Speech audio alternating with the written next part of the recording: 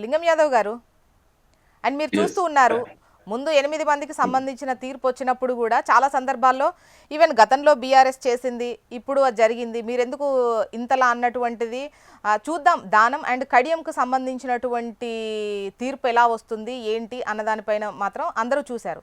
And ఇక్కడ ఈ తీర్పుకు సంబంధించి ముఖ్యంగా మీ పార్టీ బీఫామ్తోని మళ్ళీ కంటెస్ట్ చేసినటువంటి వాళ్లకు లేదు లేదు వీళ్ళు బీఆర్ఎస్ వాళ్ళే అని చెప్పడం, వాళ్ళకి క్లీన్ చిట్ ఇవ్వడం, దీనికి సంబంధించి వచ్చే విమర్శలకు ఏంటి సమాధానం?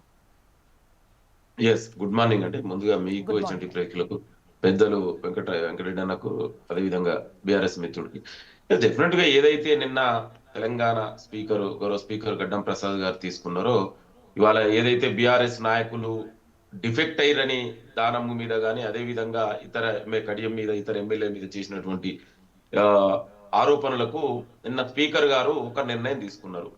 ఇవాళ స్పీకర్ గారు ఏం నిర్ణయం తీసుకురండి? ఇవాళ భారత రాజ్యాంగం ప్రకారం, యాంటీ డిఫెక్షన్ లా ప్రకారం, ఇవాళ తెలంగాణ లెజిస్లేటివ్ రూల్స్ బుక్ ప్రకారం ఎక్కడ కూడా ఏదైతే వీళ్ళు అంటున్నటువంటి ఎమ్మెల్యేలు అసలు, ఎందుకంటే స్పీకర్ నిర్ణయం అనేది విత్ ఇన్ ద హౌస్ లో దాన్ని బట్టే నిర్ణయం ఉంటదని స్పీకర్ గారు చాలా స్పష్టంగా చెప్పారు. ఎక్కడ కూడా హౌస్ లో ఈ దానం నగేందర్ గాని, కడియం శ్రీహరి గాని ఎక్కడ కూడా డిఫెక్ట్ అయినట్టు ఆధారాలు లేవు అని స్పీకర్ గారు చెప్పడం జరిగింది. అంటే బయట ఏం జరిగింది, బయట ఎవరేం మాట్లాడుకున్నారు, speaker with in the house లో చూస్తారండి. ఎందుకంటే గతంలో కూడా సుప్రీంకోర్టు కొన్ని జడ్జ్మెంట్లు ఉన్నాయి. ఏదైనా టెస్ట్, ఏదైనా నో కాన్ఫిడెన్స్ మోషన్ జరిగినప్పుడు కానీ ఏదైనా కూడా with in the house is the ప్రామాణికంగా తీసుకుంటారు. హౌస్ లో ఎక్కడ కూడా ఇప్పటి వరకు బీఆర్ఎస్ ఇచ్చినటువంటి ఏదైనా విప్పుని ధిక్కరించినట్టు ఆధారాలు ఉన్నాయా? Is there any evidence? ఎప్పుడైనా బీఆర్ఎస్ వాళ్ళకి ఇప్పటికి కూడా ఎవ్రీ మంత్ 5,000 రూపాయలు వాళ్ళ అకౌంట్ నుంచి టిఆర్ఎస్ పిఎల్పికి ఇప్పటికి కూడా అమౌంట్ కట్ అవుతుంది.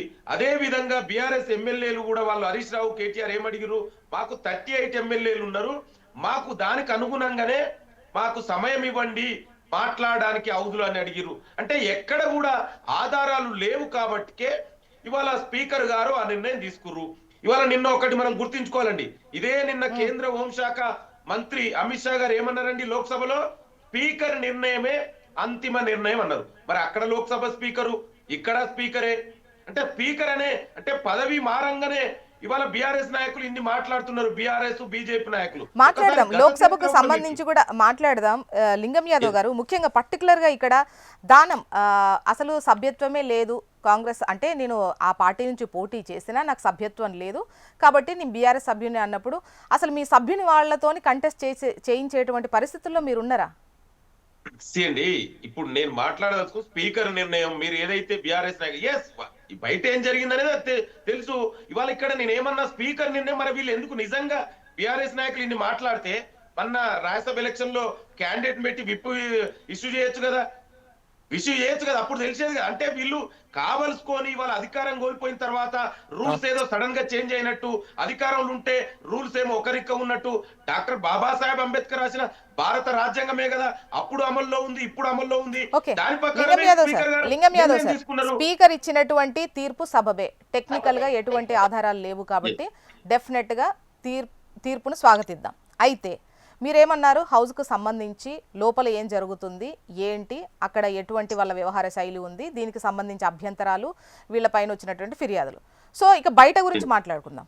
బయట హౌస్ బయట మీరు వాళ్ళతో పోటీ చేయిస్తారు అంటే, మీకు అసలు ఇంతమంది కాంగ్రెస్ సభ్యులు ఉంటారు, ఇంతమంది అంటే ఎంతమంది కాంగ్రెస్కు సంబంధించి పోటీ చేయడానికి జనాలే లేరా? వేరే పార్టీ వాళ్ళని తీసుకొచ్చి మీరు బీఫామ్ ఇచ్చి పోటీ చేయించాలనా? జోష్న గారు, ఎవరు ఎప్పుడు పోటీ చేయాలి, ఎవరిని ఎక్కడి నుంచి పోటీ చేయాలని అది పార్టీ అంతర్గత నిర్ణయం, లేదా మా పార్టీకి ఉన్నటువంటి అది వ్యూహం, ఎత్తుగడ. ఇవాళ నేను ఏమంటున్నంటే, బీఆర్ఎస్ నాయకులు ఇంత మాట్లాడే రాజ్యాంగం ఇప్పుడు కేటీఆర్ గుర్తొచ్చింది. మరి 10 ఏళ్లలో మీరు చేసింది ఏంటండి?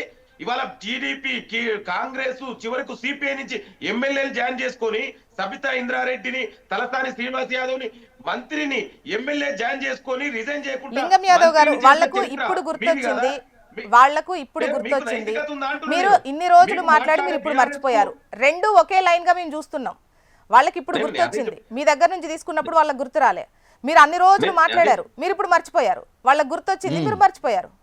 నేను అదే చెప్తున్నా జ్యోత్స్న గారు, ఇవాళ కేటీఆర్ కి ఇవాళ రాజ్యాంగం గుర్తొచ్చింది.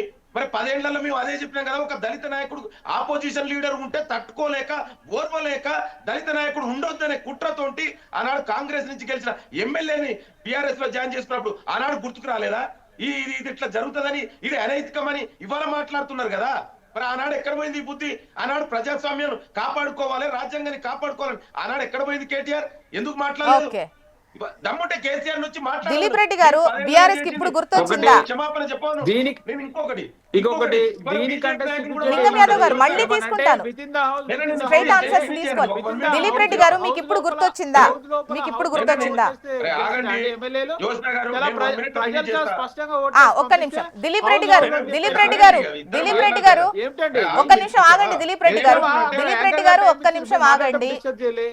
దిలీప్ రెడ్డి గారు మీరే ఒక నిమిషం ఆగండి.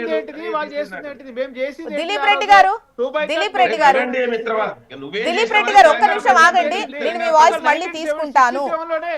ఆయరంగ్ బయారంగ్ కల్చర్ తీసుకొచ్చింది కాంగ్రెస్ పార్టీ హర్యానాలో. మీరు మాట్లాడొద్దు. దిలీప్ రెడ్డి గారు, దిలీప్ రెడ్డి గారు నాకు వాయిస్, దిలీప్ రెడ్డి గారు ఒక్క నిమిషం మీ వాయిస్ తీసుకుంటాను, మీ వాయిస్ 1 minute లో తీసుకుంటాను. లింగం యాదవ్ గారు మీరు కన్క్లూడింగ్ పాయింట్ కి రండి, మీరు చెప్పాలనుకున్న విషయాన్ని. మిత్రుడు బహుశా తెలియదేమో చరిత్ర, యాంటీ డిఫెక్షన్ లాగా తీసుకొచ్చింది దిలీప్ రెడ్డి గారు, దిలీప్ రెడ్డి గారు కొంచెం ప్రజలు కూడా చూస్తున్నారు ఏం మాట్లాడుతూ ఉన్నారు. విను నువ్వు మాట్లాడేటప్పుడు నువ్వు దిలీప్ రెడ్డి గారు ఒక్క నిమిషం మీ వాయిస్ తీసుకుంటాను ప్లీజ్. నీకు అంత ఆవేశం ఎందుకు? అంత ఎందుకు తట్టుకోలేకపోతున్నావు? లింగం యాదవ్ గారు టాపిక్ లో మాట్లాడండి, మీరు ఒకరినొకరు అనుకోకండి ప్లీజ్. లింగం యాదవ్ గారు మీరు అనుకోకండి, నాతో మాట్లాడండి. ఎవరు డిస్టర్బ్ చేశారండి జ్యోత్స్న గారు? దిస్ ఇస్ నాట్ మీరే కన్క్లూడింగ్ రండి, మీరే కన్క్లూడింగ్ రండి. డిస్టర్బ్ ఎవరు చేసుకోలేదు ప్లీజ్. అంటే యాంటీ డిఫెక్షన్ లా తీసుకొచ్చిందే, ఈ దేశంలో ఈ డిఫెక్షన్ ఉండొద్దని చేసిందే కాంగ్రెస్ పార్టీ. ఆనాడు ప్రధానిగా ఉన్న స్వర్గీయ రాజీవ్ గాంధీ గారు.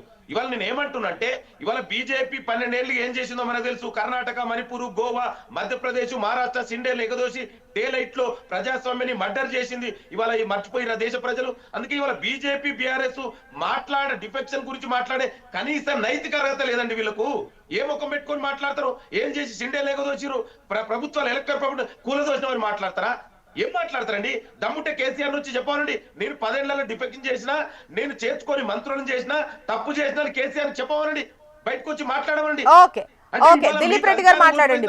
దిలీప్ రెడ్డి గారు ఒక్క నిమిషం. లింగం యాదవ్ గారు, లింగం యాదవ్ గారు, లింగం యాదవ్ గారు, లింగం యాదవ్ గారు, లింగం యాదవ్ గారు మళ్ళీ వాయిస్. దిలీప్